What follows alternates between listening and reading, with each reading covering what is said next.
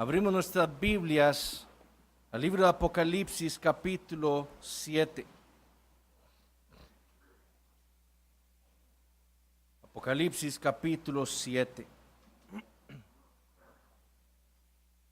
Vamos a empezar a leer en el versículo 17 del capítulo 6. Terminaremos en el versículo 9 del capítulo 7. Amén. Dice el versículo 17 del capítulo 6. Porque el gran día de su ira ha llegado, ¿y quién podrá sostenerse en pie? Después de esto vi a 4 ángeles en pie sobre los 4 ángulos de la tierra, que detenían los 4 vientos de la tierra, para que no soplase viento alguno sobre la tierra, ni sobre el mar, ni sobre ningún árbol. Vi también a otro ángel que subía de donde sale el sol, y tenía el sello del Dios vivo, y clamó a gran voz a los 4 ángeles, a quienes se les había dado el poder de hacer daño a la tierra y al mar, diciendo: no hagáis daño a la tierra, ni al mar, ni a los árboles, hasta que hayamos sellado en sus frentes a los siervos de nuestro Dios. Y oí el número de los sellados: 144,000 sellados de todas las tribus de los hijos de Israel. De la tribu de Judá, 12,000 sellados. De la tribu de Rubén, 12,000 sellados. De la tribu de Gad, 12,000 sellados. De la tribu de Aser, 12,000 sellados. De la tribu de Neftalí, 12,000 sellados. De la tribu de Manasés, 12,000 sellados. De la tribu de Simeón, 12,000 sellados. De la tribu de Leví, 12,000 sellados. De la tribu de Isaacar, 12,000 sellados. De la tribu de Zabulón, 12,000 sellados. De la tribu de José, 12,000 sellados. De la tribu de Benjamín, 12,000 sellados. Después de esto miré, y he aquí una gran multitud, la cual nadie podía contar, de todas naciones y tribus y pueblos y lenguas, que estaban delante del trono y en la presencia del Cordero, vestidos de ropas blancas y con palmas en las manos. Es una realidad que a veces nos es difícil a nosotros entender las profecías que encontramos en las Escrituras, no porque no podamos entender de una u otra manera lo que dicen, o porque no podamos entender lo que ellas representan, sino porque de una u otra manera nosotros somos gente privilegiada. Nosotros no conocemos de guerras, por lo menos lo que hemos nacido después de la década de los 50 aquí en Costa Rica. Nosotros no conocemos de matanzas, no conocemos de hambrunas y mucho menos conocemos de pestes. Pero eso no quiere decir que cuando encontramos profecías como las que leímos en Apocalipsis capítulo 6, esto sea algo que va a ocurrir solamente en el futuro. Las 7 iglesias en Asia Menor a las que les escribió este libro el apóstol Juan definitivamente entendieron muy bien la visión que el Señor Jesucristo le había dado al apóstol. Y la entendieron porque ellos mismos estaban experimentando las persecuciones por causa de su fe. Muchos de ellos, como vimos en los primeros 3 capítulos, habían sido puestos en la cárcel. Muchos de ellos habían sido decapitados por negarse a adorar al emperador. Ellos conocían de guerras, de pestes y de hambrunas. Como dijimos, muchos de ellos padecían hambre, no tenían nada que comer ni nada con qué darle comida a sus familias, porque se habían rehusado pertenecer a esos gremios comerciales que obligaban a sus agremiados no solo a fornicar, sino a adorar ídolos falsos con tal de poder darles que comer. A diferencia de nosotros, estos hermanos en Asia Menor sí sabían lo que el Señor Jesucristo le mostró al apóstol Juan. Ellos entendían perfectamente que esta no era una profecía para el futuro lejano, esta era su realidad. ¿Para cuál es la nuestra? No pensemos que lo que leímos en los primeros 8 versículos del capítulo 6 es algo solamente para el futuro. No pensemos que todas esas calamidades no nos podrán llegar a tocar a nosotros. Ni pensemos que esos 4 jinetes de Apocalipsis no están operando ahora en nuestro mundo. Y piensen en esto. Solamente en el siglo XX, 160 millones de personas han muerto en guerras. 160 millones. Durante la Revolución China, a principios del siglo XX, murieron 2.4 millones de personas. La Primera Guerra Mundial vio morir a 20 millones de personas. La Segunda Guerra Mundial a 55 millones de personas. La guerra de Vietnam vio morir a 3 millones de personas. En Sudán, del año 2003 al 2009, murieron 300,000 personas. Y al día de hoy, en la guerra civil en Irak, han muerto más de 150,000. Además, en los Estados Unidos se han asesinado, se han masacrado, se han matado con violencia a más de 60 millones de bebés desde la legalización del aborto en 1973. Más de 60 millones solo en Estados Unidos. Y al día de hoy, alrededor del mundo, se han abortado a más de 50,000 bebés hoy. En el 2016, casi 600,000 cristianos sufrieron alguna forma de persecución en alguno de los 13 países más peligrosos para el cristianismo. Corea del Norte siendo uno de ellos, el primero, de hecho. Según las estadísticas, cada mes asesinan a 255 cristianos en esos países. Cada mes. Cada mes raptan a 104 cristianos. Cada mes 180 mujeres cristianas son violadas y forzadas a casarse con algún radical islámico en África. Cada mes 66 iglesias son atacadas en estos países. Y cada mes 160 cristianos son metidos en las cárceles sin el derecho a un juicio justo. Cada mes. ¿Y qué de las hambrunas? Bueno, desde el siglo XVI se estima que más de 305 millones de personas han muerto alrededor del mundo por causa de alguna peste o hambruna. Desde el siglo XVI. Solo a finales del siglo XIX, 60 millones de chinos murieron por una hambruna causada por la revolución china de los Taiping. Casi 4 millones de personas murieron de hambre por la Segunda Guerra en el Congo. Y al día de hoy han muerto de hambre más de 50,000 niños en Yemen. Hoy. Entonces, no pensemos que lo que le fue mostrado al apóstol Juan en Apocalipsis 6 y que vendría con la apertura de los primeros 4 sellos de ese rollo es algo del futuro lejano. Esto es algo que está sucediendo ahora en nuestros días a todo lo largo del mundo, a pesar de que nuestros periódicos y nuestros noticieros no lo digan. Juan dijo en Apocalipsis 1:9 que él ya estaba, que él era copartícipe en la tribulación de estos hermanos. Nosotros estamos en la gran tribulación. Esto es algo que ocurrirá continuamente, como dijimos, desde la primera hasta la segunda venida del Señor Jesucristo. Pero eso será algo, como dijimos, sostenido, dirigido, dispuesto y gobernado, como dice nuestra confesión de fe, por el Dios soberano que está sentado en el trono del cielo. Es Él quien gobierna todas estas cosas providencialmente. Ha sido Él quien ha determinado para nosotros en Costa Rica que nosotros no experimentemos estas cosas aún. Pero como vimos, con la apertura del 5º sello, se nos declara que nosotros no estaremos exentos de estas cosas. De una u otra manera experimentaremos todas estas pestes, hambres, guerras, matanzas que vimos en Apocalipsis capítulo 6. Pero así como todas esas calamidades son una realidad, porque el Señor así lo ha decretado, así mismo lo será el juicio de Dios que vendrá sobre todos los idólatras. El 6º sello, como vimos la semana pasada, afirma la realidad de ese juicio venidero sobre aquellos que se han rehusado a sujetarse al gobierno divino, sobre aquellos que prefieren continuar deteniendo con injusticia la verdad y cambiando la gloria del Dios incorruptible, como dice Romanos 1, en semejanza de hombre corruptible. El 6º sello describe la realidad que le sucederá a todos aquellos que se rehúsan a adorar a Dios, que prefieren adorarse a sí mismos. La realidad que vendrá sobre aquellos que prefirieron en sus vidas seguir sus propios corazones y no obedecer a Dios. En aquel día, dice Apocalipsis 6, ellos verán el rostro de Dios que está sentado en el cielo y verán al Cordero. Pero entenderán que para ellos ya no hay más oportunidad.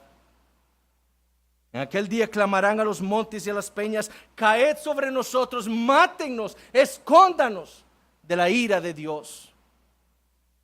La ira de Dios que caerá sobre todo hombre, como vimos al final de Apocalipsis capítulo 6.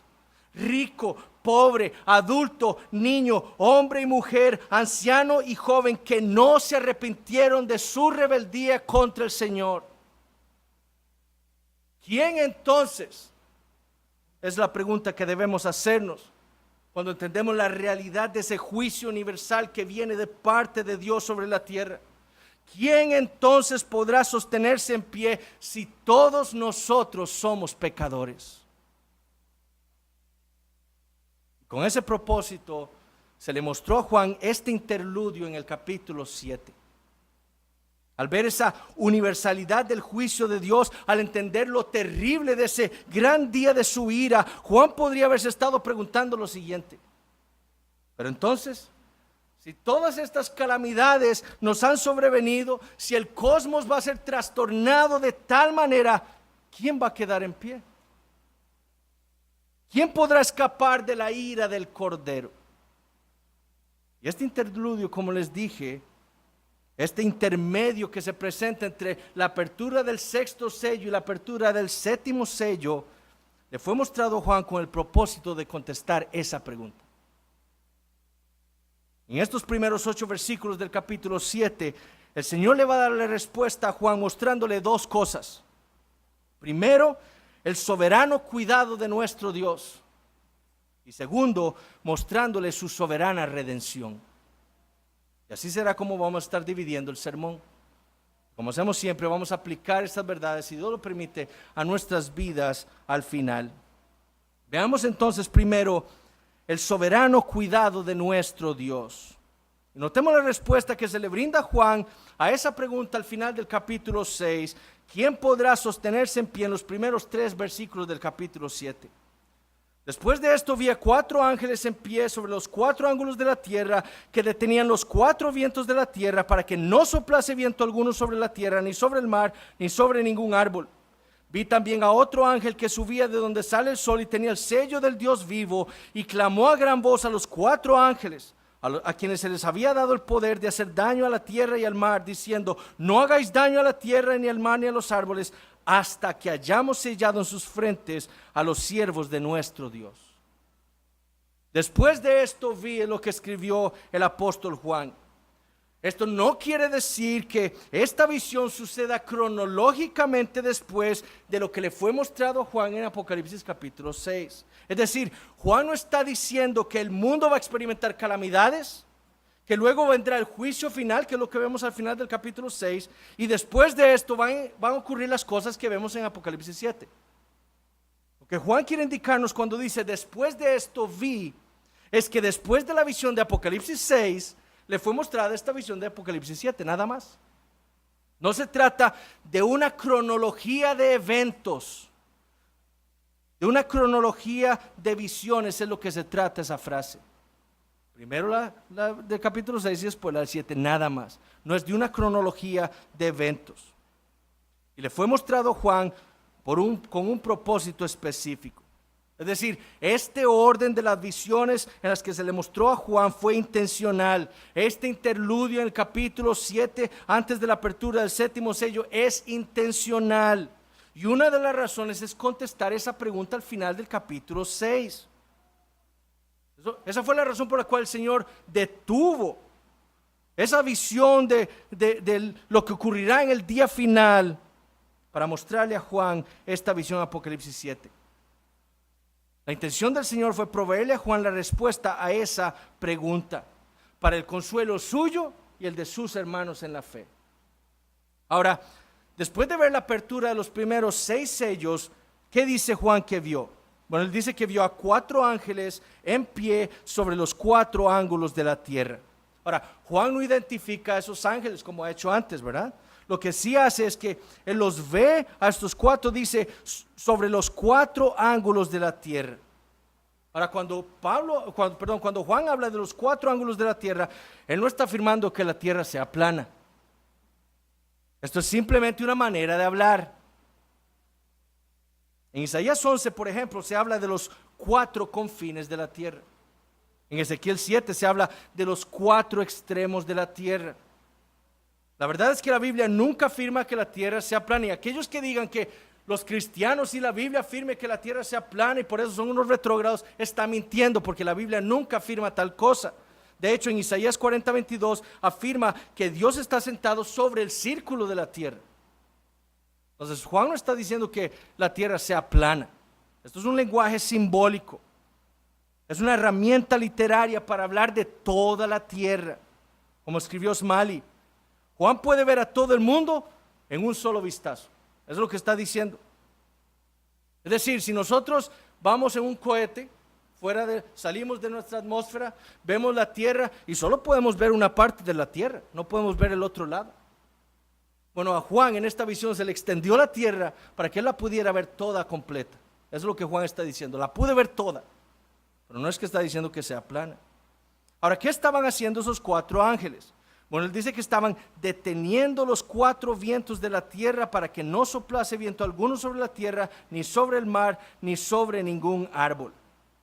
Entonces, lo que estos ángeles estaban haciendo de manera simbólica era deteniendo a los ángeles, a los agentes destructivos que Dios enviaría sobre la tierra. Eso es lo que estaban haciendo, deteniendo a esos agentes destructivos que Dios enviaría sobre la tierra.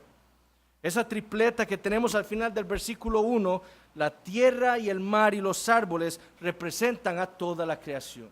Eso es lo que están representando, toda la creación. Y esos 4 vientos estaban dispuestos para traer destrucción sobre todas las esferas del mundo. Por eso leemos al final del versículo 3 que se le dice a estos ángeles: no hagáis daño a la tierra, ni al mar, ni a los árboles. Deténganse, todavía no. Ahora, ¿qué son estos 4 vientos de la tierra? ¿Qué son estos 4 vientos que después en el versículo 2 son identificados como esos 4 ángeles que le hacen daño a la tierra? Bueno, si recordamos que todas estas visiones que ha tenido el apóstol Juan tienen su antecedente en el Antiguo Testamento, especialmente en las visiones de los profetas, recordaremos la profecía que leímos hace 2 semanas en Zacarías capítulo 6. En Zacarías capítulo 6, escuchen lo que dice el Señor, versículos 1 al 7. De nuevo alcé mis ojos y miré, y aquí 4 carros que salían de entre 2 montes, y aquellos montes eran de bronce. En el primer carro había caballos alazanes, rojizos. En el segundo carro caballos negros. En el tercer carro caballos blancos. Y en el cuarto carro caballos overos, rucios, rodados, o sea, amarillentos. ¿Dónde leemos nosotros acerca de caballos? Apocalipsis capítulo 6. Respondí entonces y dije al ángel que hablaba conmigo: Señor mío, ¿qué es esto? Es decir, ¿qué son estos 4 carros? ¿Qué son estos caballos? Y el ángel me respondió y me dijo: estos son los 4 vientos de los cielos que salen después de presentarse delante del Señor de toda la tierra. El carro con los caballos negros salía hacia la tierra del norte, y los blancos salieron tras ellos, y los overos salieron hacia la tierra del sur, y los alazanes salieron y se afanaron por ir a recorrer la tierra. Los caballos que vio el profeta Zacarías eran los 4 vientos. Bueno, si la profecía o la visión de Apocalipsis capítulo 6 está basada en la profecía del profeta Zacarías, entonces estos 4 vientos que en el versículo 2 son identificados como los 4 ángeles, no son otra cosa más que los 4 jinetes de Apocalipsis capítulo 6. Los mismos. Esos 4 jinetes que fueron enviados para hacerle daño ¿a quién? Al mar, a la tierra y a los árboles, a todas las esferas del mundo. Esos 4 ángeles entonces están deteniendo a los 4 vientos, están deteniendo a los 4 jinetes de Apocalipsis para impedir que ellos vengan y soplen y dañen la tierra. Esta visión entonces y los eventos aquí descritos entonces no ocurren cronológicamente después de Apocalipsis 6, sino que ocurren antes de la apertura del primer sello. Lo que este interludio le está mostrando a Juan es lo que ocurre antes de que el Señor envíe los 4 jinetes de Apocalipsis sobre la tierra, antes de que Él envíe a esos 4 vientos destructivos sobre la tierra. Esos vientos que van a traer matanzas, hambrunas, pestes y guerras. Ahora notemos quién es el que está en control de todo esto. Apocalipsis 4 tiene que ver con el Dios soberano. Apocalipsis 5 tiene que ver con el Dios soberano. Apocalipsis 6 tiene que ver con el Dios soberano. Y Apocalipsis 7 también tiene que ver con el Dios soberano. Estos 4 ángeles, estos 4 vientos, no son los que están en control del mundo. Ellos no pueden hacer lo que quieran. Ellos están gobernados por aquel que está sentado en el trono del cielo. Versículo 2. Vi también a otro ángel que subía de donde sale el sol y tenía el sello del Dios vivo, y clamó a gran voz a los 4 ángeles, y escuchen esto, a quienes se les había dado el poder de hacer daño a la tierra y al mar. De nuevo, esos 4 vientos, estos 4 ángeles, estos 4 jinetes no son los que están en control del mundo. Ellos son gobernados por el Señor. Esa frase, a quienes se les había dado el poder de hacer daño a la tierra y al mar, es lo que se llama en teología, y como hemos visto, un pasivo divino. Es decir, fue Dios quien les dio a estos vientos la autoridad para hacerle daño a la tierra, al mar y a los árboles. Es Él quien está en control de todo lo que ocurre en el mundo. Fue Él quien le dio la espada, fue Él quien limitó la hambruna, fue Él quien le dio la potestad al 4 jinete sobre la 4ª parte de la tierra. Es Dios quien gobierna. Ahora Juan ve a otro ángel después. Y de nuevo, como ocurrió antes, Juan no identifica a este ángel. Lo que sí parece es que este ángel es de mayor rango que los otros 4 ángeles, porque Él le ordena. Es por medio de este ángel que Dios le ordena a esos 4 ángeles que no actúen todavía. Y les dice, no hagáis daño a la tierra, ni al mar, ni a los árboles. Ahora este ángel dice que subió de donde sale el sol, literalmente del este. Y muy probablemente esta información no tenga mayor relevancia, aunque para algunos comentaristas el hecho de que este ángel venga del este quiere decir que viene con bendiciones. Lo creen así porque, por ejemplo, en Ezequiel capítulo 43, la gloria de Dios entró al templo por la puerta del este. Cuando Jesús nació, los reyes magos vinieron para anunciar el nacimiento del Mesías del este, ¿verdad? Entonces quizás esta información esté ilustrando que este ángel traía bendiciones de parte de Dios. Una de ellas, el detener esos poderes destructivos que Dios enviaba sobre la tierra por un tiempo. Pero lo más importante es lo que este ángel había venido a hacer. Su misión no era detener a los 4 vientos. Su trabajo no era ordenarles a los 4 ángeles que no dañaran la tierra.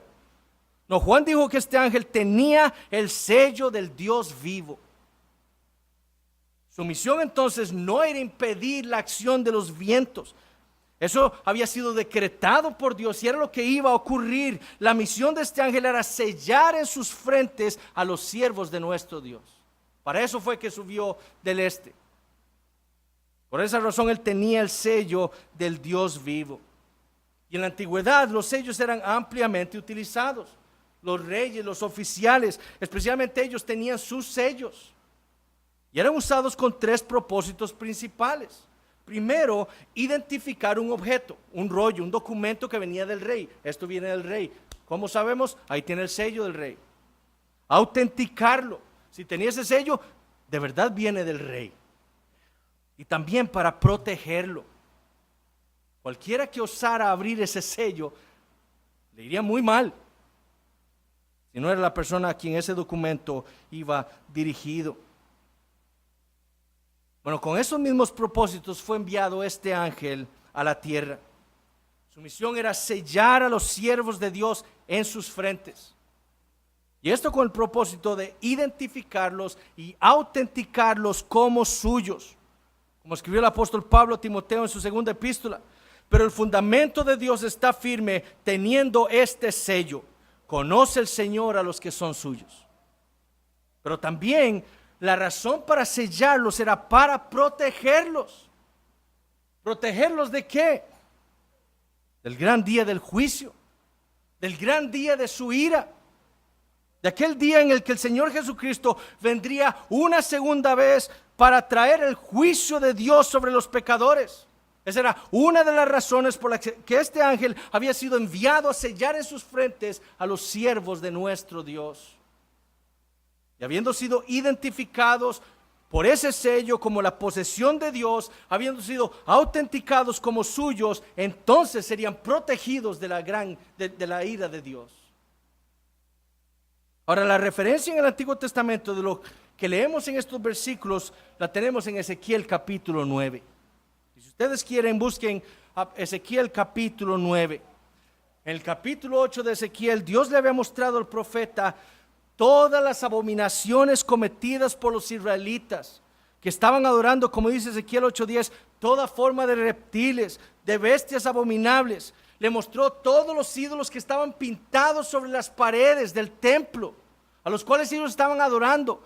Le mostró inclusive cómo los israelitas se inclinaban para adorar al sol. Y Dios le dice lo siguiente a Ezequiel en el capítulo 9. Clamó en mis oídos con gran voz diciendo: los verdugos de la ciudad han llegado y cada uno trae en su mano su instrumento para destruir. ¿Para destruir a quiénes? A todos los idólatras.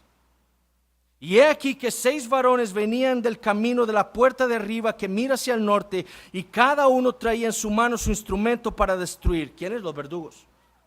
Y entre ellos había un varón vestido de lino, el cual traía a su cintura un tintero de escribano, y entrados se pararon junto al altar de bronce. Y la gloria del Dios de Israel se elevó de encima del querubín sobre el cual había estado al umbral de la casa, y llamó Jehová al varón vestido de lino que tenía a su cintura el tintero de escribano, y le dijo Jehová: pasa por en medio de la ciudad, por en medio de Jerusalén, y ponles una señal en la frente a los hombres que gimen y que claman a causa de todas las abominaciones que se hacen en medio de ella. Y a los otros dijo, oyéndolo yo: pasad por la ciudad en pos de él y matad. No perdone vuestro ojo ni tengáis misericordia. Matad a viejos, jóvenes y vírgenes, niños y mujeres, hasta que no quede ninguno. Pero a todo aquel sobre el cual hubiere señal, no os acercaréis. Y comenzaréis por mi santuario. Comenzaron pues desde los varones ancianos que estaban delante del templo, y les dijo: contaminad la casa y llenad los atrios de muertos, salid. Y salieron y mataron en la ciudad. Dios había traído el juicio sobre Israel por causa de toda su idolatría. Ellos se habían alejado del Señor, se habían ido tras ídolos falsos, y ahora el Señor traería su castigo sobre su pueblo. Y lo haría por medio de 6 varones, probablemente 6 ángeles quizás, que matarían a todos menos a los que tuvieran el sello de Dios en su frente. Y estos eran aquellos que no se habían ido tras los ídolos, aquellos que gemían y clamaban: ¿cómo es posible que tu pueblo se haya desviado, Señor? Aquellos que habían sido identificados como la posesión de Dios, autenticados como suyos, serían protegidos de este juicio que Jehová traería sobre Jerusalén. Bueno, para eso mismo fue que este ángel le ordenó a estos 4 vientos, a estos 4 ángeles, no dañar la tierra. Porque su misión era sellar en la frente con este mismo propósito a los siervos de Dios, al remanente, a todos aquellos que no se han vuelto a los ídolos, a los creyentes. Ese término siervo literalmente significa esclavo, y es usado siempre en el libro de Apocalipsis para referirse a todos los redimidos, para referirse a los creyentes. Serían ellos entonces los que serían sellados antes de que todas estas calamidades fueran desatadas sobre la tierra. ¿Para qué? Para protegerlos. Este ángel entonces había sido enviado para detener a 4 jinetes, a esos 4 vientos y sus desastres, hasta que todos los creyentes fueran sellados y así protegidos de una manera simbólica del juicio final. Este sello entonces identificaría a todos aquellos que se sostendrían en pie en el día final. Es por eso que también se le llama el sello del Dios vivo, porque ese título de Dios refleja lo que Él hace a favor de su pueblo. Él les da vida, Él los preserva, Él los cuida, a diferencia de los dioses falsos. Ese título refleja el soberano cuidado de Dios por su pueblo. ¿Quién podría entonces sostenerse en pie? Bueno, solamente los que recibieron el sello del Dios vivo. Ahora, a partir del versículo 4, la respuesta a esa pregunta en Apocalipsis 6:17 se le va a dar a Juan, mostrándole la soberana redención de Dios. En los primeros 3 versículos se le respondió mostrando el soberano cuidado de nuestro Dios, y ahora mostrándosele la soberana redención de Dios. Y este es el segundo punto del sermón. Notemos cómo le ilustra el Señor a Juan esa respuesta a partir del versículo 4. Y oí el número de los sellados, 144,000 sellados de todas las tribus de los hijos de Israel. De la tribu de Judá 12,000, de la tribu de Rubén 12,000, de la tribu de Gad 12,000, de la tribu de Aser 12,000, de la tribu de Neftalí 12,000, de la tribu de Manasés 12,000, de la tribu de Simeón 12,000, de la tribu de Leví 12,000, de la tribu de Isaacar 12,000, de la tribu de Zabulón 12,000, de la tribu de José 12,000, de la tribu de Benjamín 12,000. Ahora, Juan ya no ve, ahora escucha. Luego de ver al ángel subir de donde sale el sol, ahora nada más escucha una voz. Y lo que escucha es una voz proveyéndole el número de los que fueron sellados en sus frentes con el sello del Dios vivo. Y lo que escucha es su número, 144,000. Ahora la pregunta que debemos hacernos es la siguiente: ¿cómo interpretamos todo esto? No solo cómo interpretamos el número, sino cómo interpretamos esta lista que tenemos en el capítulo 7. Bueno, hay personas que interpretan Apocalipsis de manera literal. Los testigos de Jehová, esa falsa secta, ellos afirman que estos 144,000 son todos los que reinarán con Cristo aquí en la tierra. Ahora, en la revista Atalaya del 15 de agosto de 1996, ellos afirmaron que ese número se completó en 1930. Pobrecito, todos los millones que son testigos de Jehová desde el 1930. Pero eso es lo que ellos creen. Por otro lado, los dispensacionalistas también interpretan el libro de Apocalipsis de manera literal. Afirman que para el final de Apocalipsis 3 la iglesia ya ha sido raptada para evitar que pase por la gran tribulación. Y por lo tanto esos 144,000, ellos dicen, son varones judíos vírgenes que serán convertidos por Dios, 12,000 de cada tribu después del rapto de la iglesia, y que se encargarán de evangelizar a todos los gentiles que queden en aquel entonces y que conformarán entonces la gran multitud de Apocalipsis 7:9. Sin embargo, esta interpretación no es consistente ni con el libro de Apocalipsis, como veremos, ni con las Escrituras. Nadie en la historia de la iglesia ha sido dispensacionalista antes del siglo XIX, cuando surgió esta teología. De nuevo, cada libro de la Biblia debe ser interpretado según su género literario. Nosotros no leemos un periódico como leemos un libro de ciencia ficción, y no leemos un libro de ciencia ficción como si fuera un periódico, nos volveríamos locos. Lo mismo debemos hacer con la Biblia.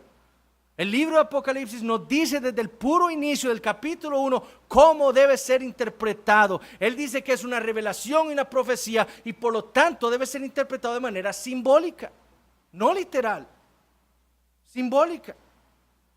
De nuevo, Dios no tiene cuerpo para sentarse sobre un trono. Juan 4:24 nos dice que Dios es espíritu. Jesús no dejó su humanidad para convertirse en un cordero con 7 cuernos. Esto es el lenguaje simbólico. Lo mismo con los números. El Espíritu Santo no son 7 Espíritus Santos. Dios es un Dios trino, no son 9 personas. Cuando se habla de los 7 Espíritus de Dios, se está hablando simbólicamente de la perfección y la plenitud del Espíritu Santo. Entonces los números también deben ser interpretados simbólicamente. Bueno, lo primero entonces que debemos entender es que este número que escuchó Juan en Apocalipsis 7:4 debe entenderse de manera simbólica. Eso es lo primero que debemos entender. Segundo, estos a los que Dios selló se les describe en el versículo 3 como los siervos de nuestro Dios. Como dije, ese término de Apocalipsis es usado para hablar de los creyentes, no solo de los judíos, sino de todos los redimidos de Dios. Por ejemplo, ¿a quién fue dirigido el libro de Apocalipsis? Bueno, Apocalipsis 1:1 dice que a los siervos de Dios. ¿A quiénes? A estos creyentes en Asia Menor y a todos nosotros, gentiles y judíos. En Apocalipsis 22:3 se usa ese término para describir a todos los que estarán con Dios y con el Cordero por la eternidad. Entonces, si queremos ser consistentes con el libro de Apocalipsis y con la Biblia, debemos entender que estos siervos en el versículo 3 no son exclusivamente judíos convertidos, sino creyentes en general. Ni el Apocalipsis ni el Nuevo Testamento enseñan una distinción entre los creyentes judíos y gentiles. Dios, dijo Pablo en Efesios capítulo 2, ha creado un nuevo hombre. Él derribó la pared que dividía a los judíos y a los gentiles y ha hecho un nuevo hombre, una sola iglesia. Tercero, si el antecedente de esta visión es Ezequiel capítulo 9, entonces Juan nos está diciendo que los sellados corresponderían a todos aquellos que no son idólatras, tanto de entre los judíos como de entre los gentiles.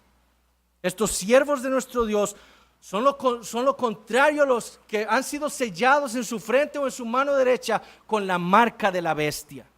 Aquellos que adoran a la bestia son lo contrario, estos 144,000. Son los fieles de Dios, son siervos de nuestro Dios.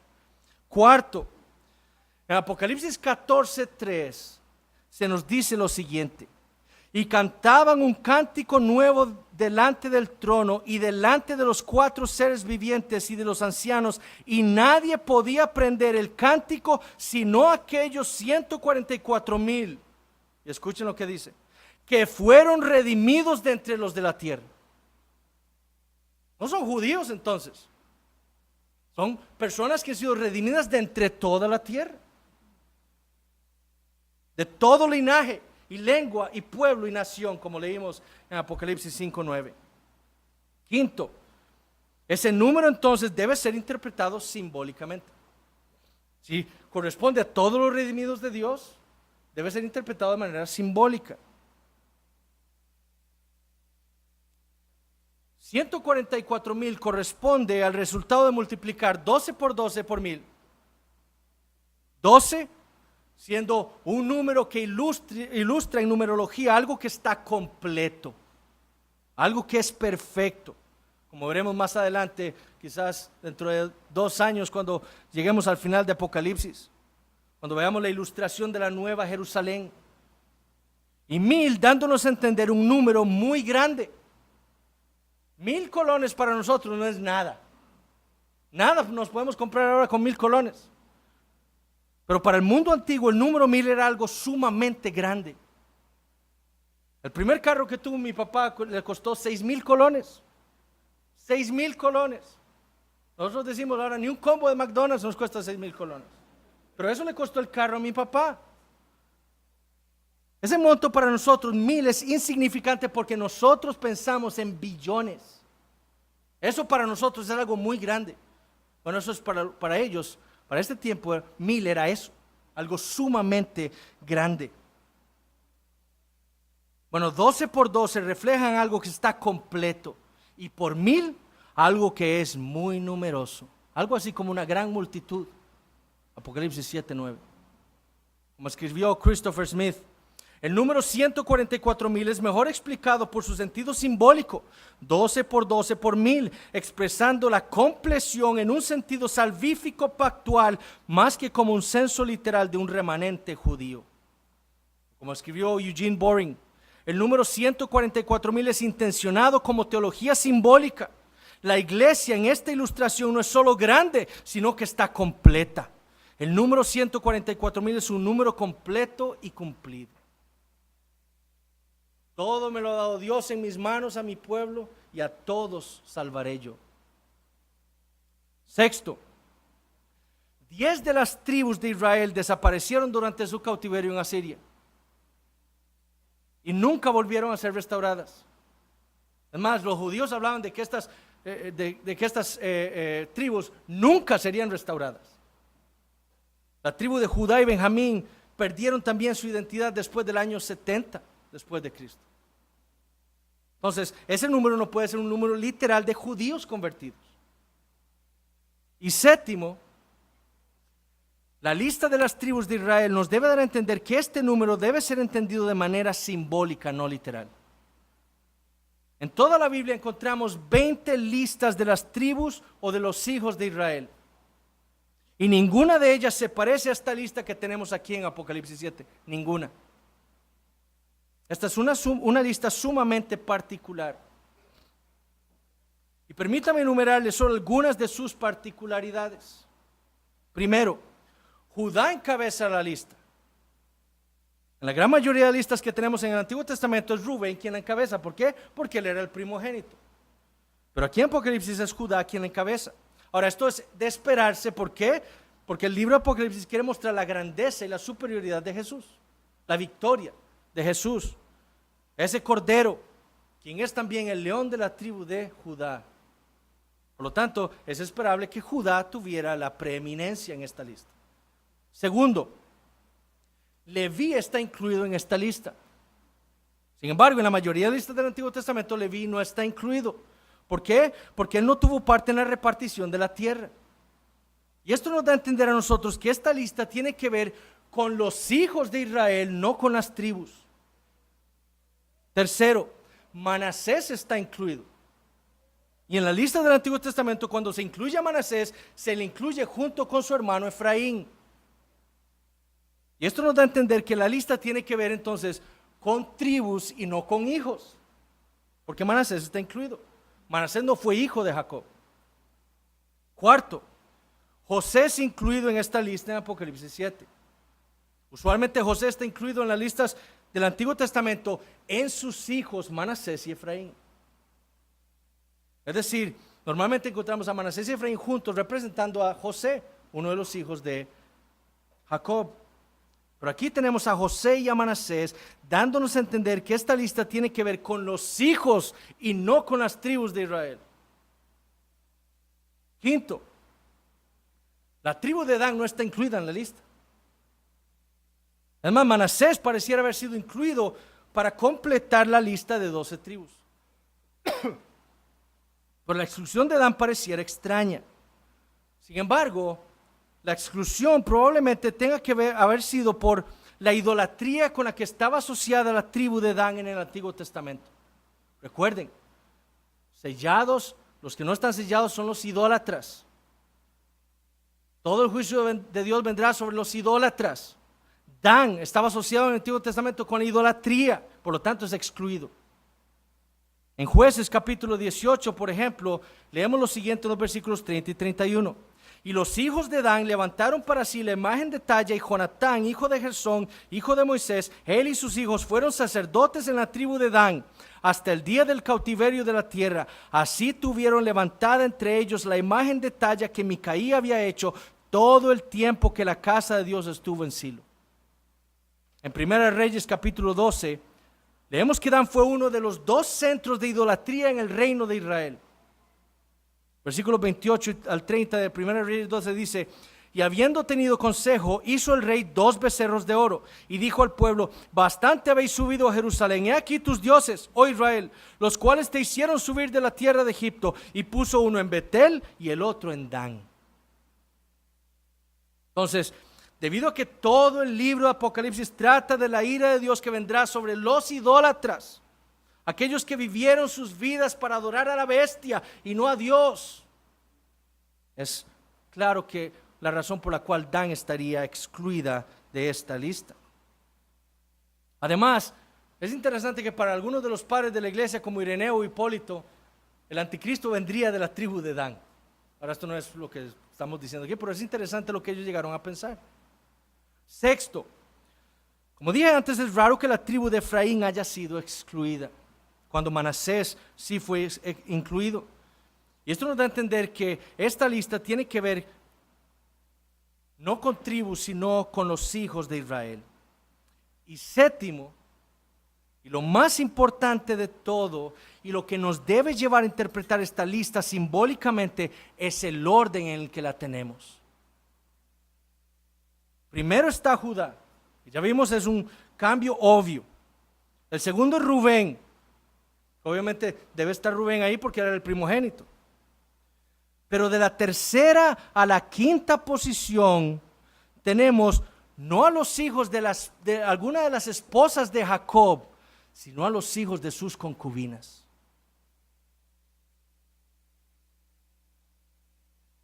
En la sexta posición tenemos a Manasés, hijo de José, hijo del matrimonio de José. ¿Con quién? Con una egipcia, una gentil. Y después vienen los hijos de las esposas de Jacob. En ningún otro lugar en el Antiguo Testamento encontramos este orden. Lo usual es encontrar primero a los hijos de las esposas de Jacob y luego las de las concubinas. Pero aquí no. Aquí tenemos a Judá, Rubén el primogénito, representando a las tribus de Israel, a los judíos, y después a los hijos de las concubinas. Y esto es importante porque lo que se le estaba mostrando al apóstol Juan en esta visión era que la lista tenía que ver con la soberana gracia de Dios, quien en la eternidad decidió salvar a pecadores de todo linaje y lengua y pueblo y nación, no de un pueblo específico. Lo que la lista le quiso mostrar a Juan es la inclusión de los gentiles en el nuevo pacto de Dios.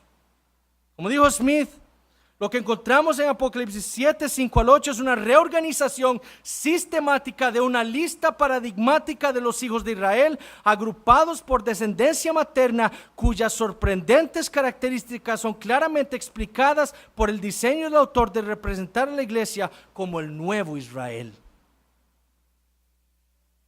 Lo que este orden revela es el reinado de Jesús como el león de la tribu de Judá, la incorporación de los gentiles y la exclusión de los idólatras de la comunidad del pacto, a los cuales Dios va a proteger de su ira con ese sello suyo en sus frentes. Esta lista entonces tiene que ver con la soberana redención de Dios, quien en la eternidad, como dijimos, decidió salvar eternamente a un pueblo compuesto de pecadores de toda nación para su gloria. Por eso son 144,000, porque son 12 patriarcas y 12 apóstoles multiplicados por 1,000, una gran multitud. El pueblo del Antiguo Testamento y el pueblo del Nuevo Testamento, los gentiles, unidos todos como un solo pueblo, una gran multitud.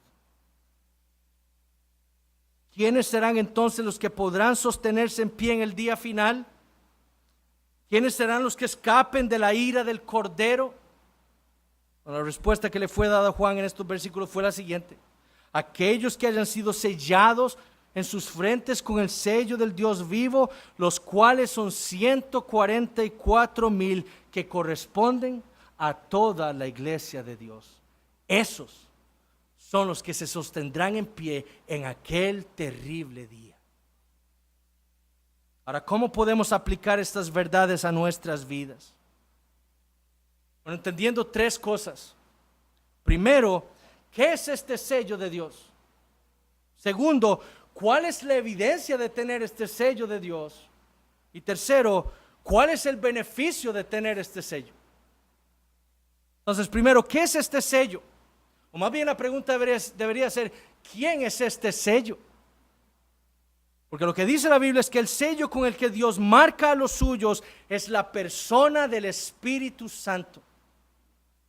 Como le dijo Pablo a los Efesios, en Él, hablando de Cristo, también vosotros, habiendo oído la palabra de verdad, el evangelio de vuestra salvación, y habiendo creído en Él, fuisteis sellados con el Espíritu Santo de la promesa. Ese es el sello de Dios.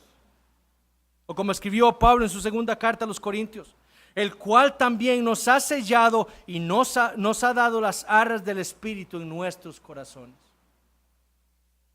El sello del Dios vivo entonces es la persona del Espíritu Santo. Es Él quien nos identifica a nosotros como el pueblo de Dios.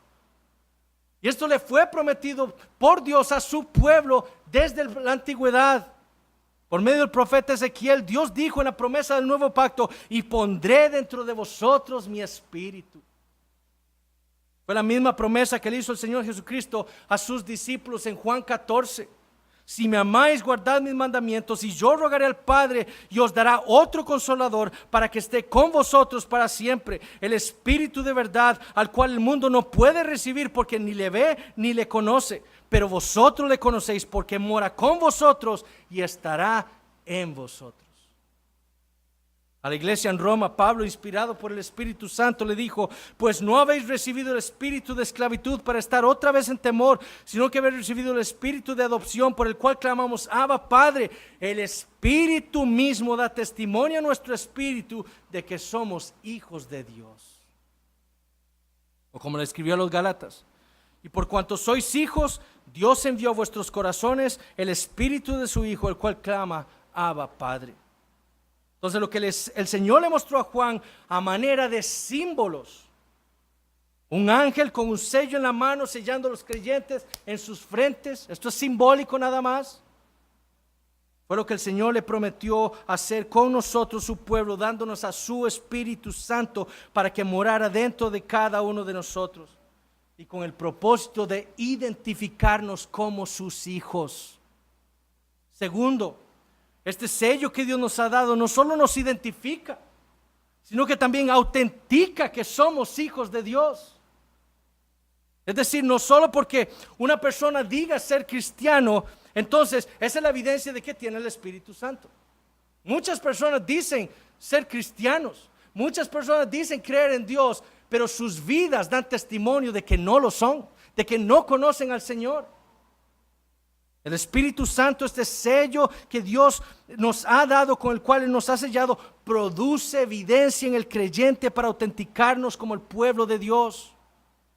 Y esa evidencia no es otra cosa que el fruto espiritual. Como estudiamos con el pastor Alex en Gálatas capítulo 5. Y manifiestas son las obras de la carne, que son adulterio, fornicación, inmundicia, lascivia, idolatría, hechicerías, enemistades, pleitos, celos, iras, contiendas, disensiones, herejías, envidias, homicidios, borracheras, orgías y cosas semejantes a estas, acerca de las cuales os amonesto, como ya os lo he dicho antes, que los que practican tales cosas no heredarán el reino de Dios. Experimentarán su ira. Esa es la evidencia de alguien que no ha sido sellado por Dios. Esa es la evidencia de alguien que tiene el sello de la bestia sobre su vida. Pero los que han sido sellados con el Espíritu, dice Pablo, tienen el fruto del Espíritu, el cual no es solo la fe y el arrepentimiento para vida, sino también el fruto de nuestra salvación: amor, gozo, paz, paciencia, benignidad, bondad, fe, mansedumbre y templanza. Esa es la evidencia de que tenemos al Espíritu Santo, de que hemos sido sellados con el sello del Dios vivo. Ellos demostrarán la evidencia de un odio contra su pecado. En lugar de estarse deleitando, pecando contra Dios, viviendo sus vidas, siguiendo los deseos de su corazón, haciendo la voluntad de su carne, siguiendo la corriente de este mundo, los que han sido sellados con el Espíritu darán evidencia de estar luchando contra su carne, contra su pecado. Como dijo Pablo en Romanos 8. Así que, hermanos, deudores somos, no a la carne, para que vivamos conforme a la carne, porque si vivís conforme a la carne, moriréis, mas si por el Espíritu hacéis morir las obras de la carne, viviréis, porque todos los que son guiados por el Espíritu de Dios, estos son hijos de Dios. ¿Notaron eso último? Los que son guiados por el Espíritu de Dios, es decir, aquellos que viven sus vidas mortificando su pecado, evidencian por su mortificación o por su lucha contra el pecado, que son hijos de Dios. Entonces el Espíritu no solo nos identifica como hijos de Dios, sino que también nos autentica como suyos, por medio del fruto de vida que Él produce en nuestras vidas. Pero también el Espíritu Santo nos ha sido dado para nuestra protección. Quizás algunos de nosotros pudieron haber entendido que Apocalipsis 7 estaba enseñando que este sello va a protegernos a nosotros los creyentes de todas esas cosas, de cáncer, de enfermedades, de falta de trabajo, de hambre. Quizás pudiéramos haber pensado eso. Eso no es lo que el Señor le dio a entender a Juan. Recuerden, en capítulo 6, Dios está esperando aún que Él no viene aún por su juicio, porque aún faltan mártires de ser reunidos con su pueblo. Esa es una realidad para nosotros los creyentes también. Entonces, el Espíritu Santo no nos ha sido dado como un sello para guardarnos de tales cosas. Nosotros vivimos en un mundo caído. Nos vamos a enfermar. Nos va a dar cáncer a algunos de nosotros. Vamos a morir de alguna enfermedad. Nos van a perseguir por causa de nuestra fe. Eso es lo que debería ser normal en nosotros. Pero lo que nos va a proteger es de la ira venidera de Dios. Y noten que ese fue el argumento de Pablo en Romanos capítulo 8. Empezando en el versículo 28, escuchen. Y sabemos que a los que aman a Dios, todas las cosas les ayudan a bien, esto es, a los que conforme a su propósito son llamados. Porque a los que antes conoció, también los predestinó para que fuesen hechos conformes a la imagen de su Hijo, para que Él sea el primogénito entre muchos hermanos. Y a los que predestinó, a estos también llamó, y a los que llamó, a estos también justificó, y a los que justificó, a estos también glorificó. ¿Qué pues diremos a esto? Si Dios es por nosotros, ¿quién contra nosotros? El que no escatimó a su propio Hijo, sino que lo entregó por todos nosotros, ¿cómo no nos dará también con Él todas las cosas, malas y buenas? Todo. ¿Quién acusará a los escogidos de Dios? Dios es el que justifica. ¿Quién es el que condenará? Cristo es el que murió, más aún el que también resucitó, el que además está a la diestra de Dios, el que también intercede por nosotros. ¿Quién nos separará del amor de Cristo? Y escuchen, tribulación, o angustia, o persecución, o hambre, o desnudez, o peligro, o espada. Todo lo que hemos leído. Como está escrito, por causa de ti somos muertos todo el tiempo, somos contados como ovejas de matadero. Antes, en todas estas cosas somos más que vencedores por medio de aquel que nos amó, por lo cual estoy seguro de que ni la muerte, ni la vida, ni ángeles, ni principados, ni potestades, ni lo presente, ni lo porvenir, ni lo alto, ni lo profundo, ni ninguna otra cosa creada nos podrá separar del amor de Dios que es en Cristo Jesús, Señor nuestro. ¿Por qué esta seguridad? Porque como dijo Pablo al inicio del capítulo 8, nosotros fuimos sellados con el Espíritu Santo. Por eso tenemos tal seguridad. No importa entonces que venga el hambre, no importa que vengan las enfermedades, ni que venga la espada. A nada le teme el creyente, porque no hay nada que pueda separarnos a nosotros del amor de Dios.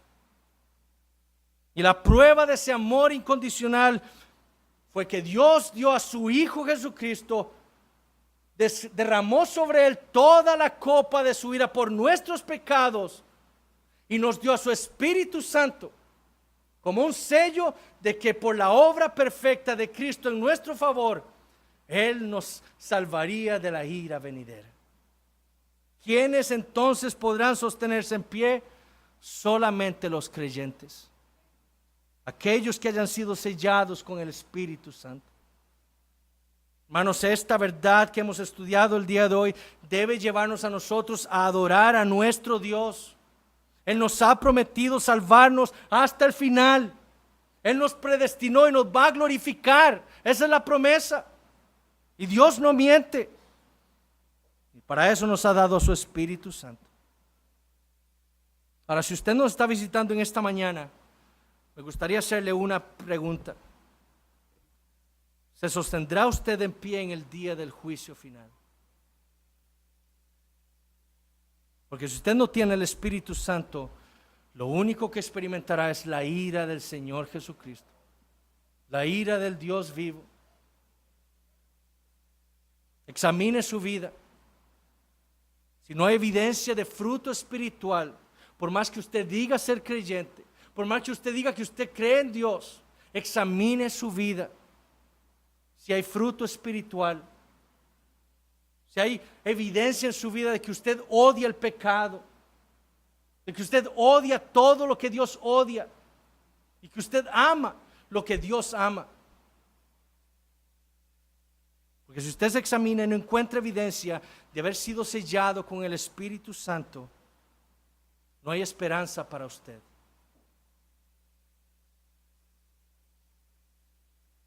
Pero si usted hoy se examina y se ve a sí mismo carecido de ese sello del Espíritu, sepa que aún hay esperanza.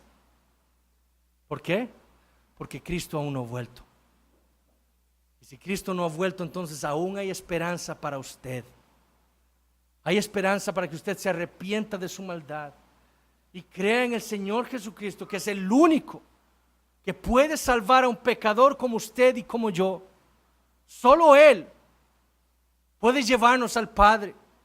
Solo Él puede darnos vida eterna. Solamente por medio de Él es que el Espíritu Santo nos es dado como un sello. Examine entonces su vida. Y si usted no encuentra evidencia de fruto espiritual, hoy es el día de salvación. Clame a Dios por perdón y por fe, para que Él le muestre la grandeza del Señor Jesucristo y usted caiga de rodillas delante de Él, clamando por perdón y por su misericordia. Y Él lo salvará. Oremos. Padre, te damos gracias, Señor, por tu palabra. Te damos gracias por lo que hemos podido leer y en lo que hemos podido meditar en esta mañana. Oh Señor, gracias por tu Hijo Jesucristo. Gracias por lo que tú hiciste por nosotros en Él, para darnos a tu Espíritu Santo como ese sello, esas arras que nos garantizan a nosotros que tú nos vas a salvar de la ira venidera y nos vas a dar la vida eterna contigo. Oh Señor, gracias por ese regalo inmerecido. Pero te pedimos por aquellos entre nosotros que quizás ellos puedan estar profesando ser cristianos. Que tú, Señor, por tu Espíritu Santo convenza sus corazones y les muestre su realidad. Y si hay alguien aquí, Señor, en tal condición, que hoy, Señor, tú lo salves. Que lo lleves al arrepentimiento y a la fe en el Señor Jesucristo. Pedimos por nuestros niños, Señor, para que tú los libres, Señor, de un corazón endurecido. Tantos años, tanto tiempo han estado aquí escuchando tu palabra. Guárdalo, Señor, y más bien que tu Espíritu Santo y tu palabra vayan suavizando esos corazones. Y que tú les des vida en tu tiempo, Señor, para tu gloria. Oh Señor, que estas verdades nos lleven a nosotros a vivir vidas para ti, sabiendo todo lo que tú hiciste para darnos la vida eterna. Padre, te damos gracias. Bendice ahora también el testimonio que va a dar el hermano Joe en su bautismo, y que sea esto de gran gozo y de gran edificación para tu pueblo. En el nombre de Jesús, amén.